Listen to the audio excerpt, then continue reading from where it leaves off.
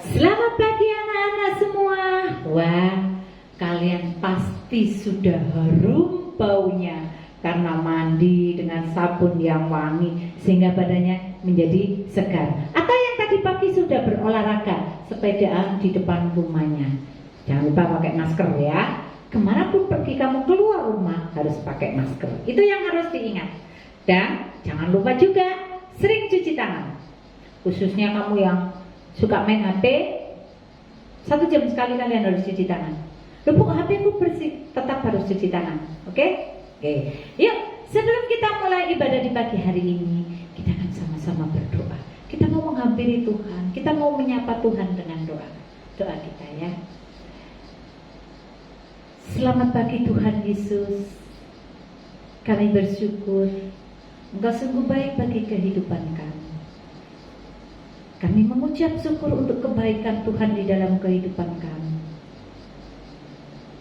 Kami dijagai Tuhan ketika kami tidur. Dan ketika bangun pagi hari ini Tuhan, kami memiliki tubuh yang segar. Kami percaya Tuhan, biarlah ketika kami mempunyai tubuh yang sehat, tubuh yang segar, itu semua kami pakai untuk mempermuliakan nama. Sebentar kami akan mengikuti ibadah online pagi hari ini Tuhan. Biarlah Engkau mengurapi kami, urapi hati kami, urapi pikiran kami, urapi juga orang tua kami yang mendampingi ibadah di pagi hari ini. Biarlah kasih setiamu Tuhan tetap nyata di dalam kehidupan kami. Di dalam nama Tuhan Yesus Kristus kami berdoa dan mengucap syukur. Amin. Oke, sama-sama kalian bangkit berdiri, kita akan pujikan mata Tuhan melihat. Karena Tuhan yang selalu melihat kita ya. Oke, kalian boleh goyang-goyang.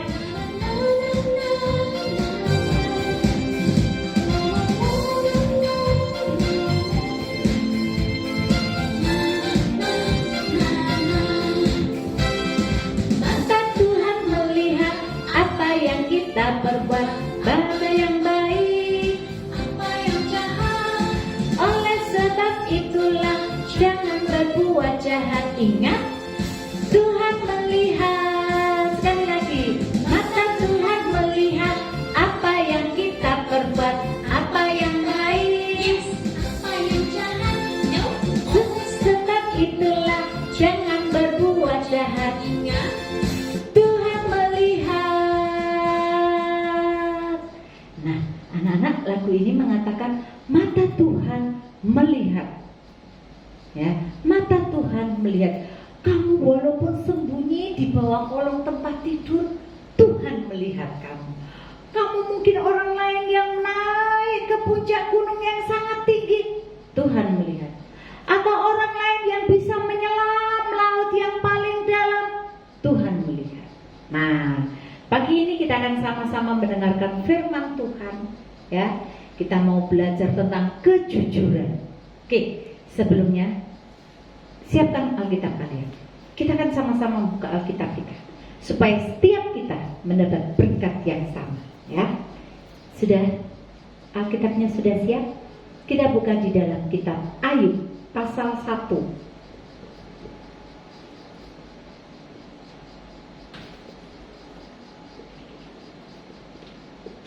Oke, sudah ketemu semua? Ayub pasal 1 ayat yang ke-1 sampai ke-3. Ada yang membaca, kalian di rumah juga membaca supaya semuanya mendapat berkat yang sama. Ayub pasal 1 ayat yang ke-1 sampai yang ke-3. Begini bunyi firman Tuhan. Kesalehan Ayub dicoba. Ada seorang laki-laki di tanah Uz bernama Ayub. Orang itu saleh dan jujur. Ia takut akan Allah dan menjauhi kejahatan. Ia mendapat 7 anak laki-laki dan 3 anak perempuan. Ia memiliki 7.000 ekor kambing domba, 3.000 ekor unta, 500 pasang lembu, 500 keledai betina, dan budak-budak dalam jumlah yang sangat besar. Sehingga orang itu adalah yang terkaya dari semua orang di sebelah timur. Nah, ayat ini mengatakan kesalehan Ayub. Nah, apa itu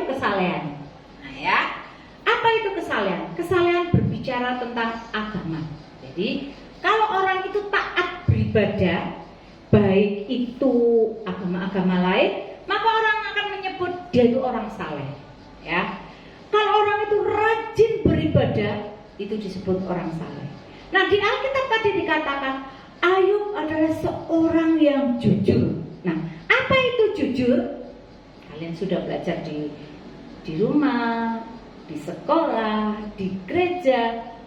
Semua selalu mengingatkan harus jujur. Di rumah, ketika kamu disuruh mama, wah, kamu gak mau panggil. Kenapa? Kamu bilang, tugasku banyak loh ma. Itu kamu tidak jujur. Mungkin pada waktu masih masuk sekolah belum mengerjakan PR. Ketika gurunya tanya, mana PR-nya? Bu, PR saya ketinggalan di rumah. Padahal belum bekerja. Itu tidak jujur. Nah, firman Tuhan mengingatkan kepada kita. Kita itu harus jujur. Di Alkitab dikatakan Ayub adalah orang yang jujur. Nah, ya, ini cerita tentang Ayub, the story of Job. Nah, Ayub pada waktu itu Ayub badannya gemuk sekali ya, karena orang kaya.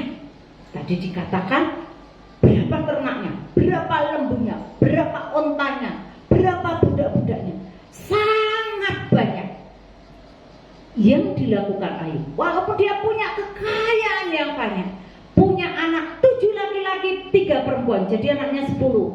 Wah, kalau sekarang punya anak 10, waduh ramai sekali. Mamamu pasti gak sanggup. Anak 1 aja kok bisa dibilangi. Nah, ini Ayub anaknya 10. Bayangkan, anaknya 10. Ayub itu orang kaya sekali. Di zaman itu, di sebelah timur negara itu, hanya Ayub yang kaya. Ya, tadi dikatakan lembunya berapa, ontanya berapa.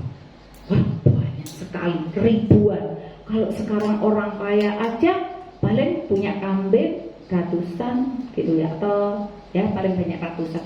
Tapi ini puluhan ribu. Itu kekayaan Ayub. Nah, Ayub dikatakan sangat saleh. Nah, walaupun Ayub itu orang kaya, Alkitab mengatakan Ayub itu adalah orang yang jujur. Mengapa dikatakan orang yang jujur? Karena Ayub tidak pernah lupa memberi persembahan kepada Tuhan. Ya, karena Ayub tidak pernah lupa mengadakan ucapan syukur kepada Tuhan. Itu bicara kesalehan dan kejujurannya. Dan Ayub mengajarkan itu juga kepada anak-anaknya, sehingga anaknya itu harus patuh kepada orang tua. Ingat, kalau orang tuamu sudah mengajarkan kepadamu tentang kebaikan, tentang kejujuran, lakukan. Jangan, mama itu mesti yang... Jangan. Ayub pun juga melakukan itu kepada anaknya. Nah, Ayub sangat kaya, badannya besar ya. Wih, kaya. Apa yang dilakukan? Ayub itu sangat setia kepada Tuhan untuk berdoa.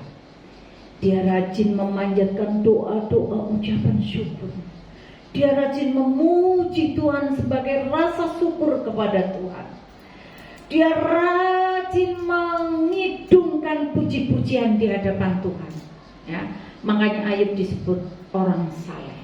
Pada waktu itu hanya Ayub yang hidup saleh, hidup berkenan di hadapan Tuhan.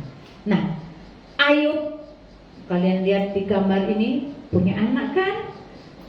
Bisa bayangkan anaknya, aduh kalau ditanya berapa ekor kambing di rumahmu? Waduh, berapa ya? Saking kayanya orang tuanya sampai tidak tahu. Nah, kemudian Ayub juga punya teman.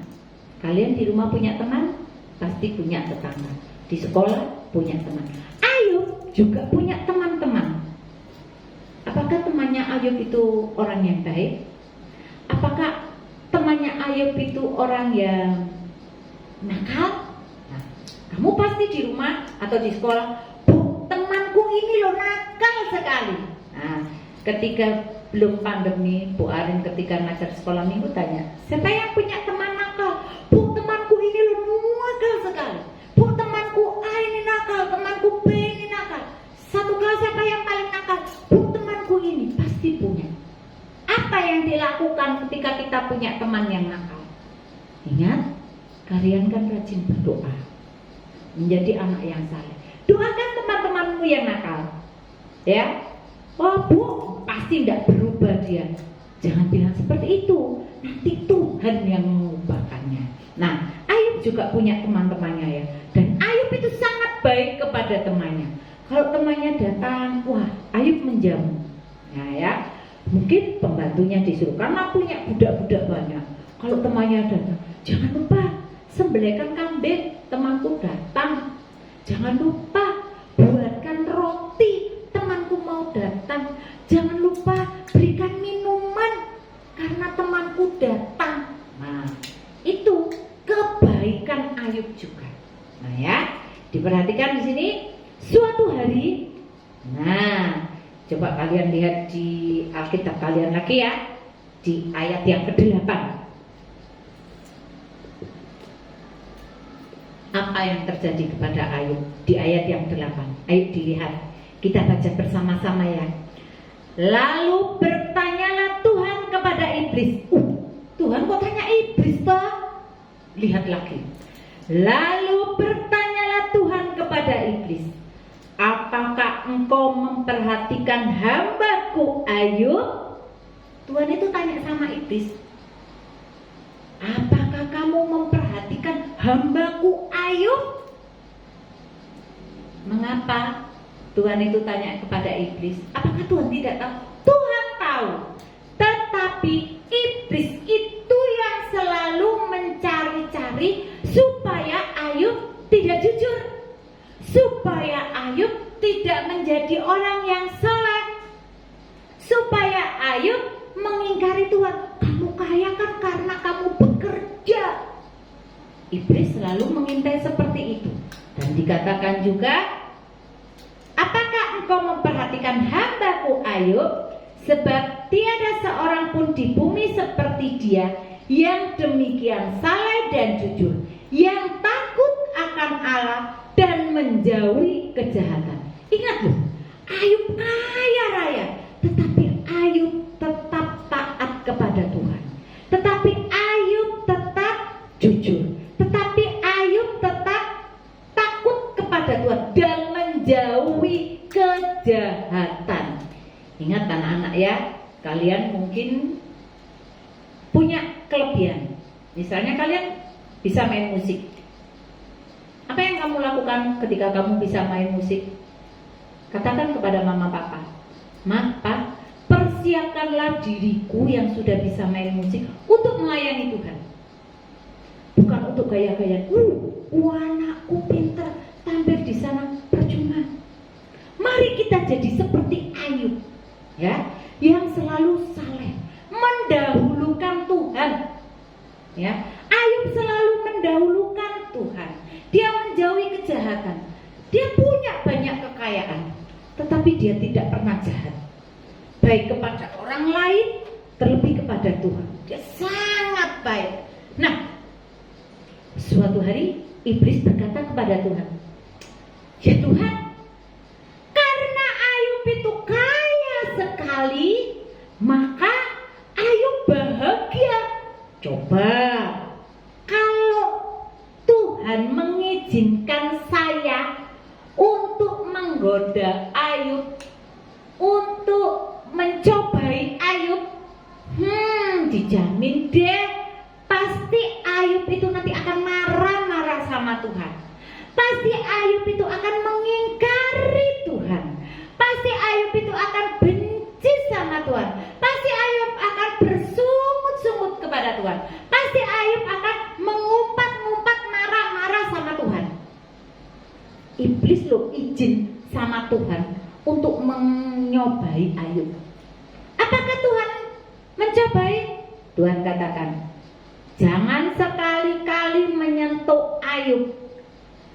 Allah Tuhan, iblisnya bilang lagi, cobalah kalau saya nanti yang mencobai, pasti dia akan mengingkari Tuhan. Gak akan dia berdoa, gak akan dia memanjatkan syukur. Kemudian Tuhan, kamu ya, iblisnya di mana? Kamu kalau mencobai Ayub, tapi jangan ambil nyawanya. Maksudnya Ayub jangan dicelakai sampai apapun, gitu ya. Jangan mencelakai Ayub, itu Tuhan yang katakan. Dan apa yang terjadi? Tiba-tiba Ayub mengalami sakit, seluruh badannya gatal-gatal semua. Tidak hanya digaruk-garuk gini ya, gatal, dibawa ke tabib. Ada yang tabib yang datang. Oh, saya bisa mengobati sakitnya Ayub. Oh ya, silakan datang. Datang, ternyata tidak sembuh. Tabib lain lagi datang, tidak sembuh. Tabib yang lain lagi datang, tidak sembuh. Padahal badannya Ayub tadi kan besar ya, besar. Karena iblis mencobai dia sakit-sakit ya. Apakah Ayub mengumpat-ngumpat? Apakah Ayub marah-marah? Apakah Ayub mengingkari Tuhan? Tidak. Ayub tetap berlaku menjadi orang yang saleh. Ayub tetap berlaku menjadi seorang yang jujur. Ayub tetap menjadi seorang yang baik ya. Ketika dia sakit, waduh Tuhan, ampuni dosaku kalau aku sakit. Enggak mungkin Ayub bilang gitu, Tuhan, aku ini kan sudah setia sama Tuhan, loh kenapa aku kok sakit Tuhan? Tidak, itu tidak dilakukan seorang yang saleh. Seorang yang saleh ketika mengalami sakit penyakit, dia akan katakan, Tuhan, ampuni aku. Kenapa aku sakit gatel-gatel ya Tuhan? Aku sudah berobat ke A, B, C, D, sampai orang banyak loh Tuhan tidak sembuh-sembuh. Biarlah Engkau yang menyembuhkanku ya Tuhan. Itu doanya Ayub. Apakah Ayub menjadi sembuh? Tidak. Tapi Tuhan selalu melihat. Mata Tuhan selalu melihat. Keluh kesah, doa Ayub dilihat sama Tuhan. Tetapi iblis yang mencobainya. Nah, sampai suatu saat badannya gatel-gatel. Kalau gatel kamu kalau garuk dengan tanganmu ya, dengan ini. Ada orang kalau gatel garuknya dengan sisir. Ayub saking sakitnya dia garuk tubuhnya itu dengan pecahan beling. Jadi seperti gelas gitu pecah ya. Kemudian pecahannya itu buat garuk tubuhnya, sehingga tubuhnya itu tambah semakin banyak boroknya, semakin banyak darah yang keluar. Ya, semakin banyak darahnya yang keluar. Nah, Ayub tetap menggaruk, ya Tuhan Yesus, ya Allahku, tolonglah aku, sembuhkan aku. Teman-temannya yang datang, oh, Yub, kamu sakit tak? Loh Yub, badanmu kok kurus seperti ini? Ada teman yang tidak baik mengatakan gini, Yub, kamu dikasih Tuhan sakit kayak gini ya Yub, berarti dosamu tuh banyak. Dosamu tuh banyak Yub, karena hartamu banyak, jadi kamu memikirkan harta, tidak memikirkan Tuhan. Itu teman yang jahat bilang seperti itu. Ayub hanya mengatakan, apakah benar? Tidak, aku tetap berlaku saleh di hadapan Tuhan. Aku tetap berlaku jujur di hadapan Tuhan. Aku tetap berlaku baik di hadapan Tuhan. Sampai Ayub nangis, ya Allahku, ya Tuhanku, sembuhkanlah aku. Temannya yang lain mengatakan, oh kamu sih, soalnya kamu itu ya pelit, makanya sakit. Ada temannya yang mengatakan gitu, padahal Ayub ini baik. Teman yang lain, aduh Yub, aku kasihan ya sama kamu. Kasihan deh lu, sakit kok gak sembuh-sembuh. Kasihan deh lu, garuk-garuknya sampai sama pecahan beling. Itu teman tidak baik. Tetapi ada satu temannya yang baik. Dia katakan, Ayub, kamu harus kuat. Kamu itu orang baik, kamu itu orang saleh. Mintalah kepada Allahmu, berdoalah, pasti Allah akan menyembuhkanmu. Ini teman yang baik. Kemudian Ayub berpikir, benar wahai sahabatku, kamu adalah sahabat yang baik. kemudian apa yang dilakukan? Ayo Tuhan, Engkau tahu betapa aku menderita. Tuhan, Engkau tahu betapa sakitnya gatal-gatal seperti ini Tuhan. Janganlah Tuhan, janganlah itu ada padaku, supaya aku tetap berlaku setia kepadamu, supaya aku tidak mengingkari janji-janjimu ya Tuhan. Itu doanya Ayub. Apa yang dilakukan? Ayub badannya semakin kurus, dia semakin sedih, dia menangis. Anak-anaknya 10 anaknya, aduh Bapak kok sakit kayak gini ya Pak, terus diobati apa ya Pak, panggil tabib ini. Zaman dulu belum ada dokter, adanya tabib. Panggil dokter ini kok tidak sembuh, ke dokter ini tidak sembuh. Ayo Pak, wis doa aja Pak. Itu anak yang baik ya, mendoakan orang tuanya. Apa yang dilakukan? Benar ya, Ayub tetap berlaku setia. Ingat, mata Tuhan itu melihat. Ketika Ayub mengatakan, ya Allahku, aku percaya Engkau akan menyembuhkanku. Janganlah sampai Tuhan, aku mengingkari setiap janji-janji-Mu. Kemudian ingat, mata Tuhan itu melihat. Langsung Tuhan katakan, nyala engkau iblis dari hidupnya Ayub. Dan waktu itu Ayub menjadi sembuh. Tuhan mengasihi Ayub. Iblis menjadi kalah karena dia mengatakan, nanti kalau tak cobai, Ayub itu tidak setia sama Tuhan. Ayub akan marah-marah sama Tuhan.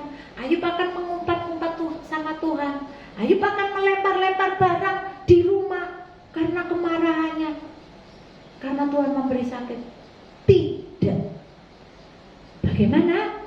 Tuhan Allah semakin mencintai Ayub. Karena Ayub walaupun mengalami sakit, dia tetap hidup saleh di hadapan Tuhan. Nah, kalian yang saat ini mungkin ada yang, Bu, aku lo sakit panas, Bu, gak usah ikut ibadah. Ibadahnya kan di rumah, masih bisa mengikuti. Ayo, kita hidup seperti Ayub, yang selalu jujur, yang selalu saleh, yang selalu setia kepada Tuhan. Ingat, mata Tuhan itu selalu melihat kita. Mungkin guru-guru di gereja tidak melihat kamu. Apakah kamu benar-benar membuka ibadah online setiap hari Minggu? Apakah kamu benar-benar mengikuti ibadah setiap minggu? Bu Arin dan guru-guru di gereja tidak tahu, tetapi ada satu mata yang selalu melihat, yaitu mata Tuhan Yesus. Jadi kamu yang ibadah di rumah, berlakulah setia seperti Ayub. Walaupun guru-guru tidak melihat kamu ibadah, ingatlah bahwa selalu dan selalu mata Tuhan itu melihat setiap perbuatan kita.